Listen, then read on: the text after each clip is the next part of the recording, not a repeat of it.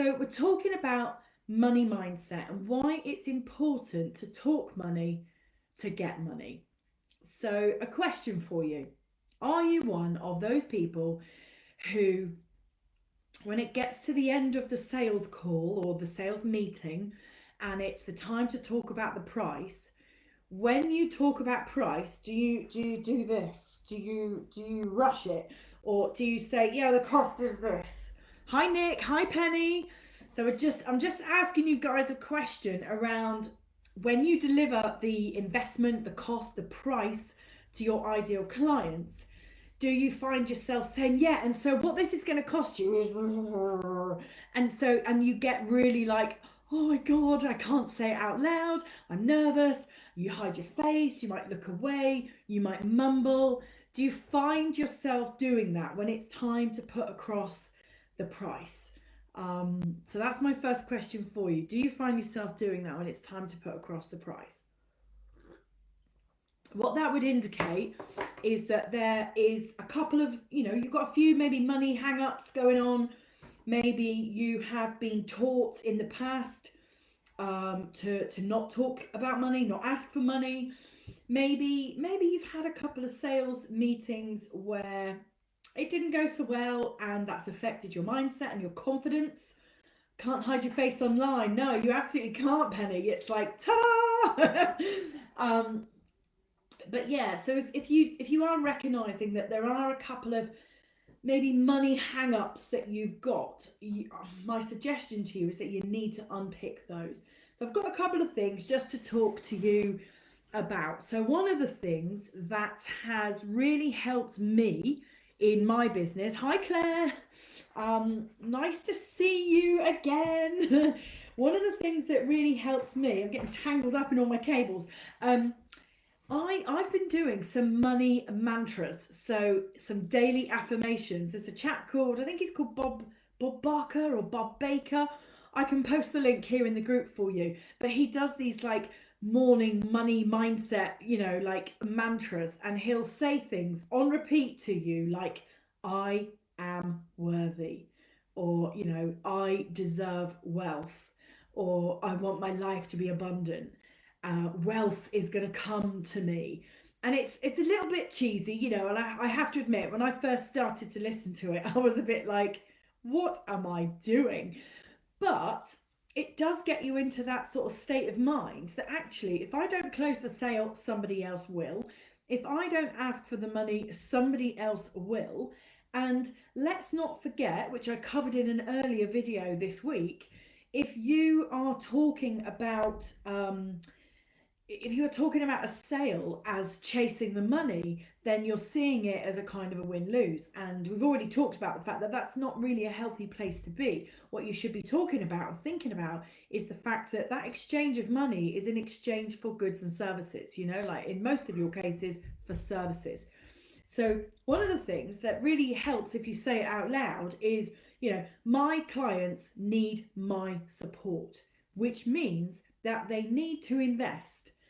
They're not going to get your support unless you invest. You don't want to attract the people that are always going to ask you for a deal or a discount or expect some free stuff.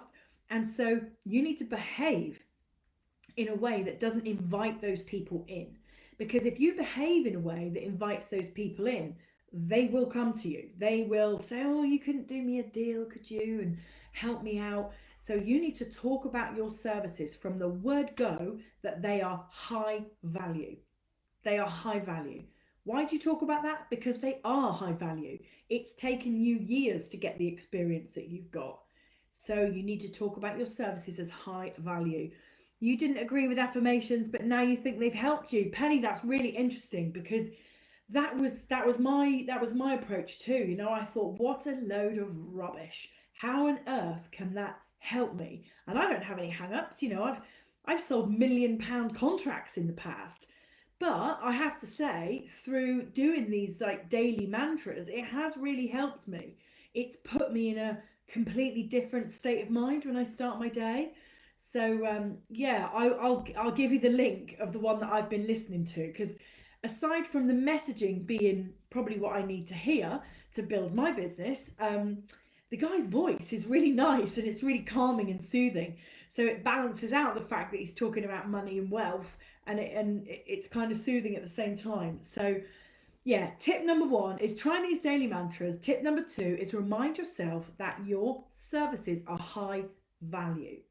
Don't look at anybody else's pricing. Just recognize that it's taken you years to get to the level that you're at, and so your services are high value. You might want to do this exercise. You might want to journal on maybe a daily basis or maybe less frequently than that, whatever suits you. But you might want to journal all the evidence that you have that proves that your services are high value.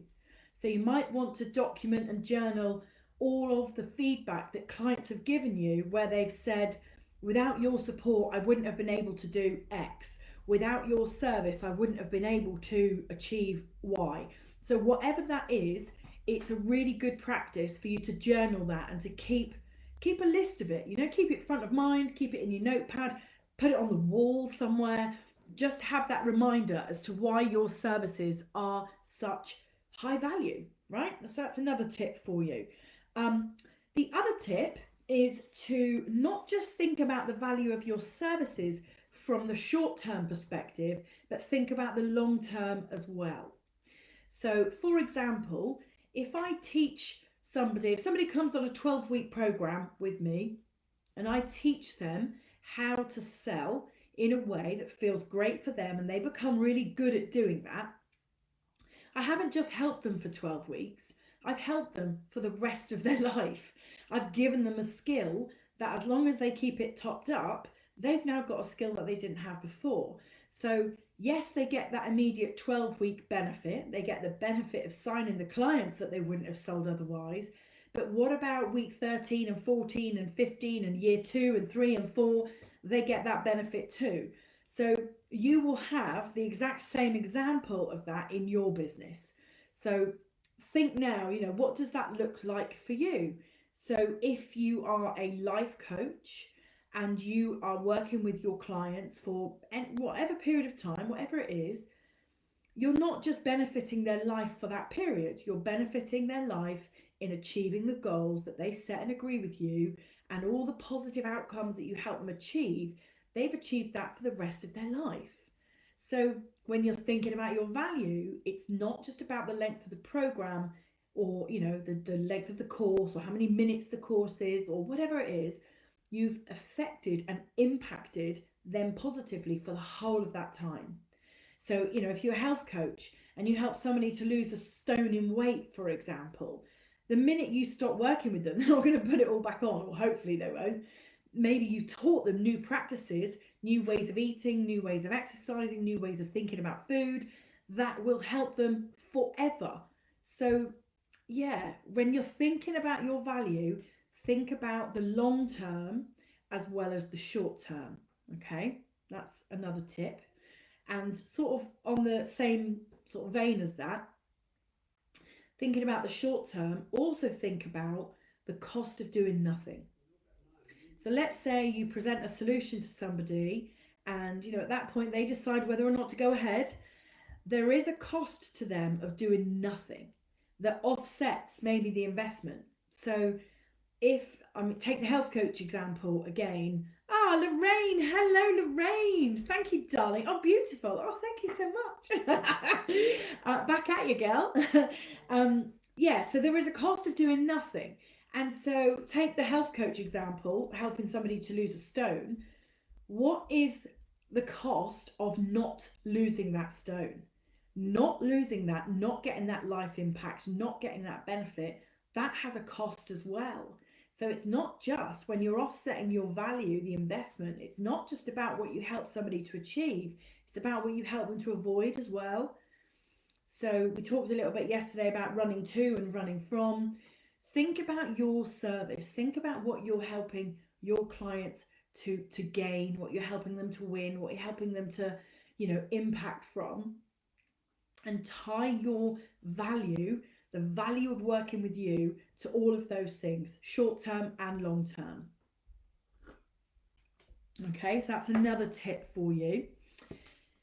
On the side of, if you're in the sales conversation, whether that's Zoom or wherever you do that, there are some questions that you can ask that will really help your client to be, your ideal client, to really start to think carefully and seriously about the investment that you're asking them to make, you're inviting them to make. And so you could ask them the question, how would you justify this investment? So let's say, I'm going to call the client John. Let's say, John, that you and me did start working together, and you told me earlier that the impact that you're looking to get from our work together is Y. Let's say we did start working together and we started working towards Y. How would you measure the impact of that? How would you justify the value of that? Because I'm sure you can appreciate at this point, John, that my services aren't free of charge. I'm going to be inviting you to make an investment if we agree it's the right thing for you. But to help me to take on the right clients, I need to know how you would measure that investment, because I need to know that it's the right thing for you, because I take my clients' investments really seriously. And if you start talking about money in that very, very upfront, open way, then you start to have a really good quality conversation with John. Don't know who this John is, by the way, but you start to have a really good conversation with John about how he would justify that investment, and him saying to you, well, I would justify that I've invested by tracking my results of X, and I would track Y, and I would track Z, and I would check in with how I feel about that, and I would weigh myself, or I would, check in with my business plan, or I'd look at my client numbers, or whatever it is that you're selling. He's going to tell you at that point, when you ask him how he's going to justify the investment, he's going to tell you what really matters and what he's going to measure in order to assess, was that a worthwhile investment? Okay, hopefully this makes sense, because if you think about yourself as a buyer, when was the last time that you made a big investment? Think about how soon after you made the big investment that you made, did you start to assess, did I buy the right thing? Let's say, when you buy a car, that's quite a big investment, and you get to usually, drive that every day. On day one, when you pick up your car, your shiny new car, you're a bit excited, aren't you? You're like, oh, I've invested in a new car. This is amazing. I love this car. I love the color. I love the inside, and I love the way it drives, or whatever it is that you love about that car, right? So you're driving along and the excitement is with you because it's day one of the investment. There is a period of time after you've made that investment where you are still assessing, did I make a good choice? I bought this one, but should I have bought the other one? Would the other one have been more comfortable? Would the other one, with the different functionality, or, would the automatic have been different? Or you get the picture, yeah? You start assessing whether or not that investment, that particular car, was the right car for you. And so if you can reflect on yourself as a buyer and think about how that is for you and how you measure investment, your clients are exactly the same. They will assess whether or not they've made a good investment with you. And they're going to do that on day one and day two and day three and day four. And they might do that every day that you're working with them. So you've got a relationship to manage, but you've also got value to manage, value perception. They have to feel that it was good value every day of the work that you do together. So you need to know up front, how are they going to measure that? What are they holding absolutely true in their heart as the reason, the number one reason why they've decided to invest? And how are they going to check in on that reason every day? If you're not asking about that thing, that reason, in your sales conversations, then you're missing out on an opportunity to really truly understand what's important to your customer.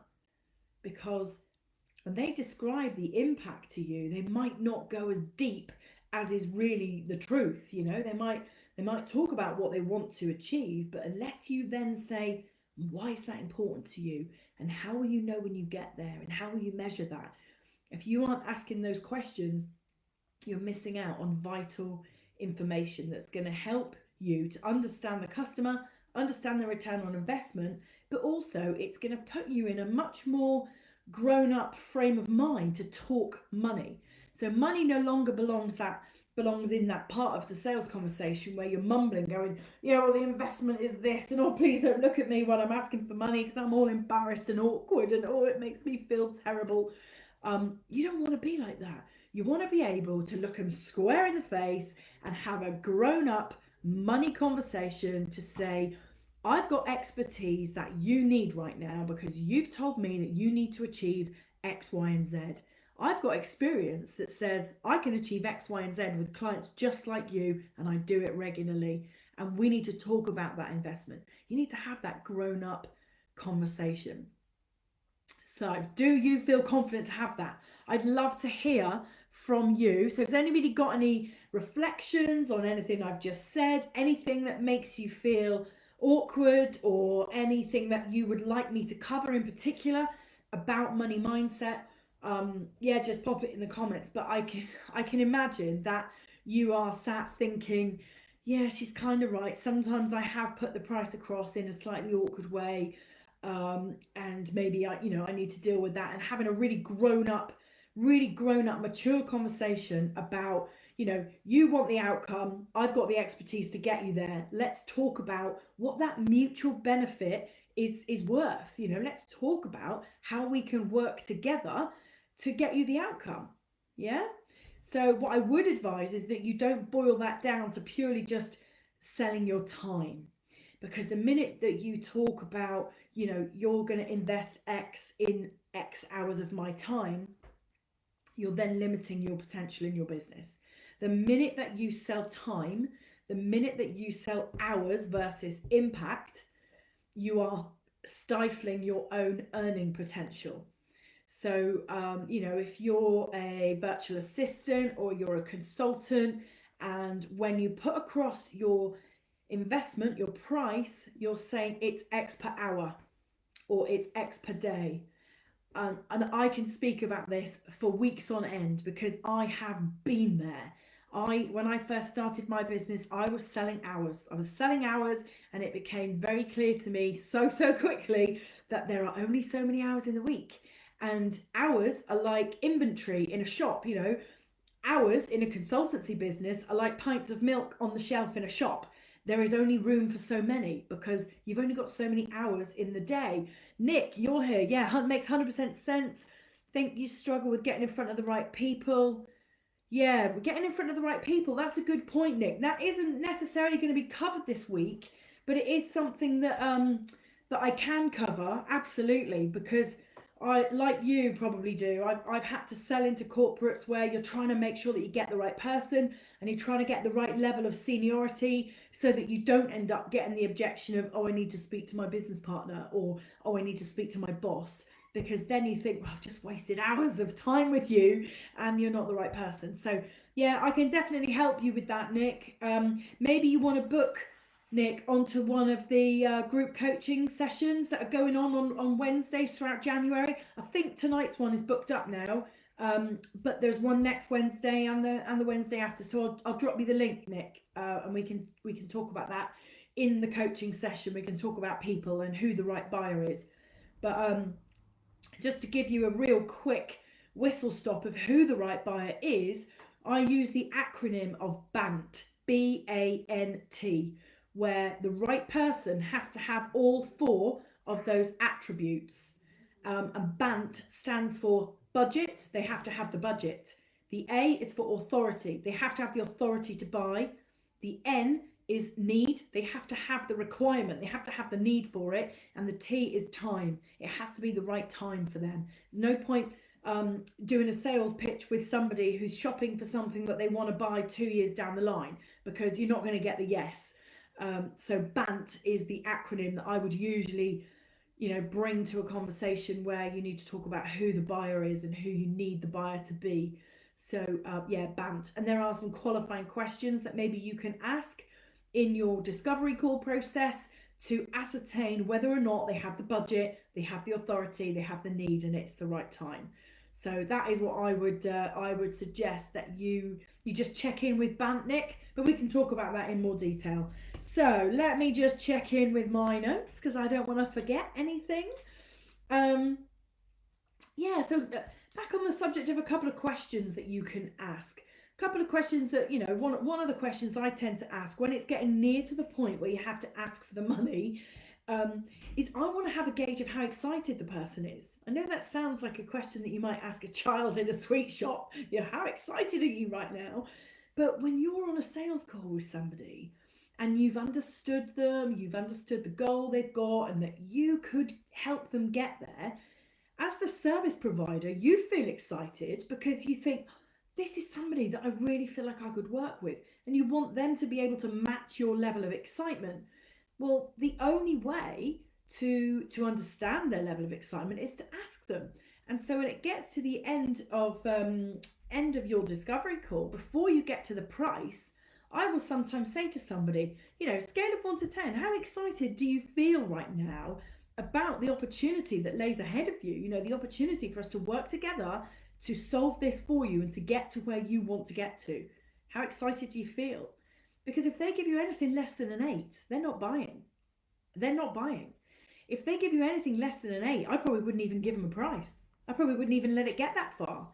So, how excited do you feel right now? And you can even say to them, I feel totally excited, because I always feel excited when I'm sat, discussing whether or not I'm going to work with somebody who feels like a perfect fit for me and who feels like somebody that I can achieve results with. Okay. Hi, Katie. Hi, Fund Me again. You don't like selling to your friends, Fund Me? No, it's a bit awkward, isn't it? Although I've sold to lots of friends, and I kind of feel all right about it now. But I get it. At the beginning, it was a bit weird. It was definitely a bit weird because they're your friends. But again, if they're your friends, they should support you, and they should respect your expertise. So that's probably a whole other webinar. Selling to friends and family. Yeah, that's definitely a little bit tricky at the beginning. So you might want to ask, how excited do you feel? How excited do you feel right now? And anything less than an 8, I wouldn't even give them a price. So final point really, actually I've got one other note there, but final point really is just to be able to reassure somebody. So when it gets to a money conversation, people's doubts and fears creep in. And I don't just mean yours as the seller. The buyer's doubts and fears creep in as well, because they might have one voice saying, I really want this. I really want to do this. I need a virtual assistant. This is absolutely what I've needed for ages, and I'm really getting on with this person. I really want this. But they might have another voice that says, but I'm scared. I'm a bit scared. I'm a bit worried. I'm a bit worried that it isn't really going to work out. It feels like it's going to work out. I'm really bought into this and I really want this, but I'm a bit scared of taking a risk. I'm a bit frightened of taking that big leap. And so they've got that little battle going on where they've got some doubts and fears creeping in. And your role at that point is to absolutely reassure them. Your role is to put your arm around them and say, it's okay. I understand that you feel slightly nervous about taking a leap into this new future. I get that. Every other client I've worked with has probably had exactly the same feelings at this time. And I want to reassure you that if you make this investment, I want to reassure you that I will give the return on investment for you the absolute priority that it needs to get. Okay, so I would usually say something like, your investment is important to me.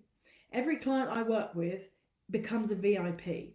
Okay, so I'd probably be putting this across to your customer to say, when you invest in working with me, you're essentially hiring me as a member of your team.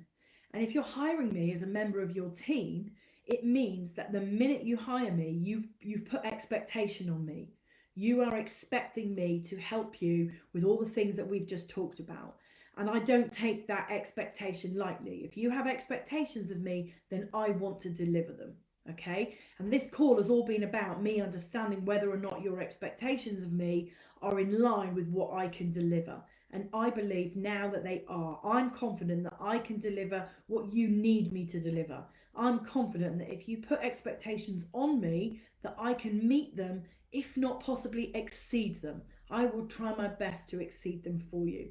So let that be reassurance to you that your investment in me is very safe And I'll be the first person to tell you if I think that for any reason the outcome that we've agreed is not the outcome that we're going to get, and we can talk about that. So I've just gone into complete role play mode because I want to show you how it can feel on the receiving end of that kind of reassurance. And it feels comforting to them to hear you say, I don't take this lightly. I'm not going to bank your money and whistle off into the sunset and say, yeah, I've got another customer, and not really care about your outcome. They want to hear you reassure them. They want to hear you minimize those risks, minimize their doubts to the point where they say, do you know what, Rachel, you're absolutely right. If I don't leap now, I'm never going to. Let's do it, because you've just put my mind at rest.